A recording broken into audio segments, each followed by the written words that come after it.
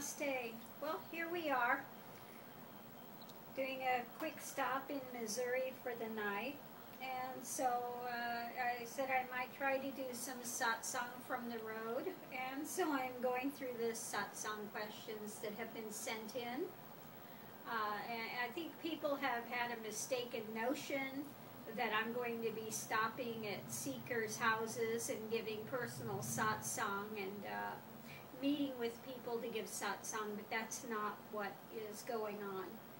So anyway, the question is, if everything is created by the mind, how do the realized ones experience a world if there is no mind there, or even seem to be experiencing a world? Well, the body and the persona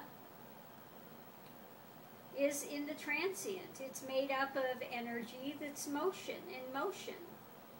You know, and the mind, no matter what is seen, no matter what the eyes register, and no matter what the persona is doing in the world, there's always a still point for the one in realization. There's always that non-duality which is always there, present, in the midst of whatever the action is. It doesn't matter what the action is, there's always that still center there. And I think that that's the hardest thing to try to explain, how that can be, you know. One can be engaged in seemingly normal activities. And this is why it's said in the scriptures that, you know, you can't judge basically a book by the cover. You know, one of the sages or one realized being may be laying like a sloth, and the next may be actively engaged in the world, and the next might be, you know, in meditation, whatever. But the reason is that this has nothing to do with realization, okay? The body does what it's going to do, the persona does what it's going to do, but one is no longer, you know, caught up in the engaging of the world. There's no mental spin with it. Doesn't mean that you're not going to have emotions, that that's not going to take place. Yes, of course, all that still happens.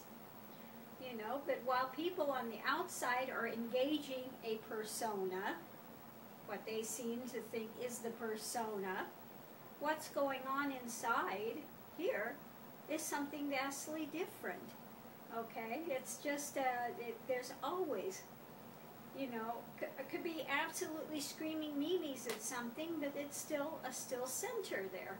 And this cannot be voiced or explained to any unless you reach that great falling away, you know? And that great mystery is revealed. And the non-duality of it all is revealed, okay?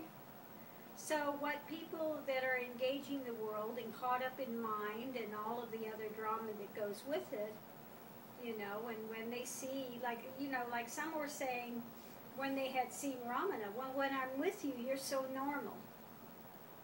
You're a normal person, you know, normal interactions, and but when I'm away from you, you seem so great. You know, this was a comment that had been made to Ramana. Because yes, of course, the outer body and all of that is just going to continue to go through the motions of whatever it does. It engages the world. It's in the world. Okay? But I am not this body. Okay?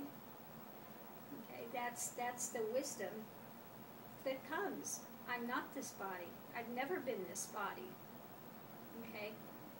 I am not that which you take it to be. I am not. You know, never have been. One without a second, beyond birth, beyond death, prior to any of that. Okay?